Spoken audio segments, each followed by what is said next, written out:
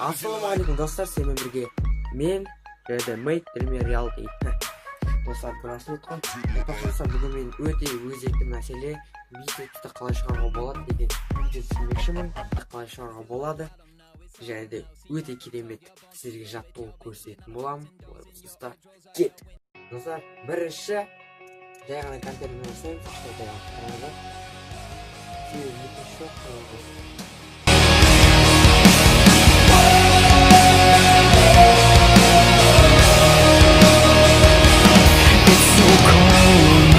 Around us as everything just fades. All the storms surround us, but nothing seems to change. Бірақ та ол кезде трицепс түріп қосып көретін. Енді дұрыс қой, трицепс қосады. Ал егерде былай толық түсірмей жасасақ, міне қараңыздар, бицепс әрқашан қосылып отырады. Енді 98 пайызға тура түнікке үйренеміз. Қараңыздар, бицепс қозғалуда.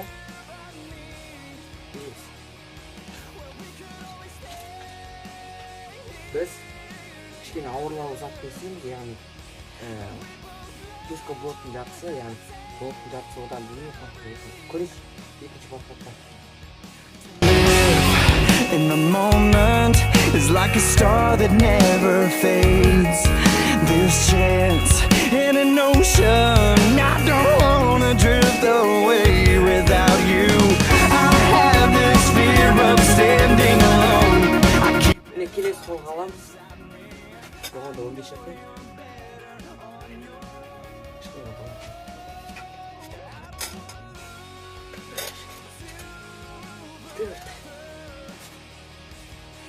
Міне қараңыздар, штанга. Қазір осы штанганы көрсететін боламын. Негізі бұны демалмай істеу керек еді, достар. Айтпақшы, бұл жердегі негізгі техникасы бойынша сіздердің бұл жердегі жасайтын бұлшықеттеріңіз мына үстіңгі екі басты бұлшықеттің үстіңгі жағы және де астыңғы жағы аз істеледі, себебі көбінесе үстіңгі жағына қарай күш түсетін болады. Біз сол үстіңгі бұлшықетті жақсы дамытатын болады. Жасаймыз максимум.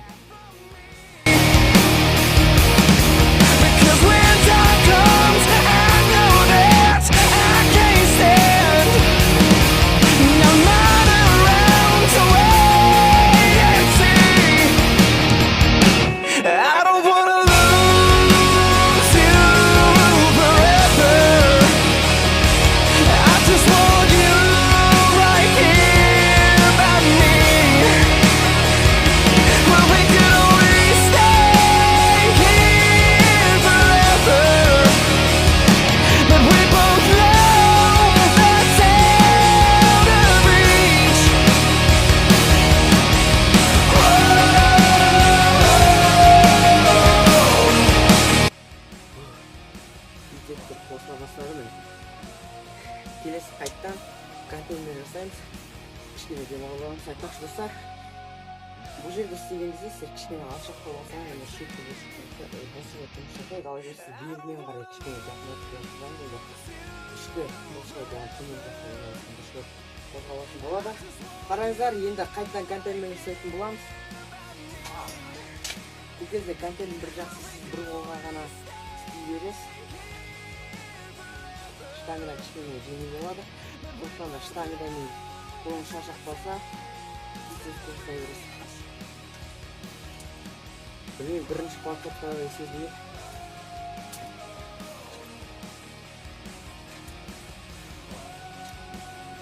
Бицепстің екі басты бұлшықеттің бір жақсы тез демалады.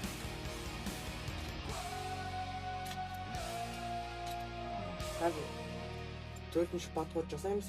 Бақшы достар, егер сіз бір ғана контейнермен жаттығу жасай берсеңіз, ол өте қате болады. Себебі бұлшықеттердің өздерінің қалайша айтқанда бізде ми болса, оларда да ми сияқты жады болады. Яғни бір нәрсе істей берсеңіз, олар жасап болады да, үйреніп қалады. Сондықтан достар, мүмкіндігінше ауыстырып отырыңыздар. Қараңыздар, штангыны өзім беліммен бірге аламын. Қазір жасаймын. Қиын болады ғой деймін.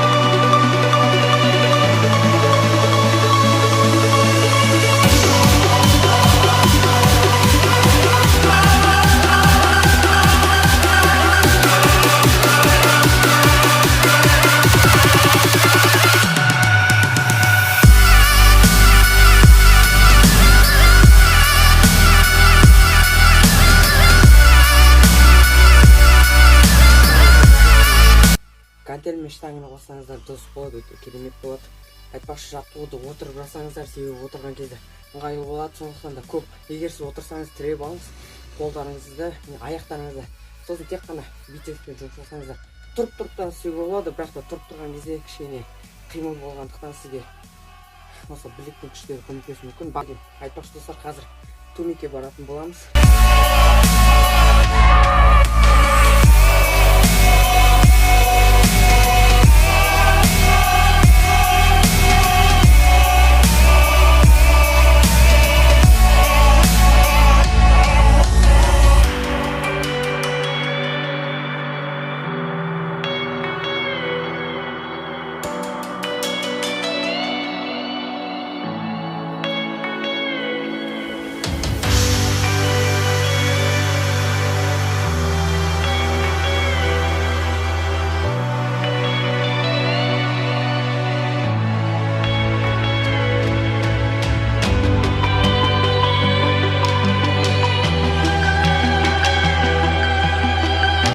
Достар, осымен менің видеом аяқталды. Егер сізге менің видеом ұнаса, онда каналға тіркеліп, лайк басып, ең бастысы қоңыраушаны басуды ұмытпаңыздар. Егер бірінші рет келіп отырсаңыздар, мен бүгін сіздерге барынша бицепс қалай шығаруға болады деген видеоны түсірдім. Яғни үй жағдайында да шығарсаңыздар болады, себебі сіз үй жағдайында кәдімгі шын гантельді жасай аласыздар. Ұқсатып болсын, кез келген затты, мысалы тастан, басқа да цементтен кәдімгі құйып істесеңіз болады. Себебі адамның қолынан келмейтін жоқ. Саған сенемін, сен жасай аласың деген үмітпен. Сондықтан да осы жаттығулар көрсетіп отырмын. Себебі достар, мен бұл жаттығуды өзімде қолданған болатын. Соның арқасында бұрынғыдан қарағанда сәл-пәл болсын менде өзгерістер болды. Бізде алда үлкен жетістіктер күтіп тұр. Сондықтан да жұмыс істеуді тоқтатпаңыздар. Әрқашан да барынша максимумға барыңыздар. Сол кезде сіздер мақсаттарыңызға жетесіздер. Олай болса, келесі видеода кездескенше сау болыңыздар. Make dream reality.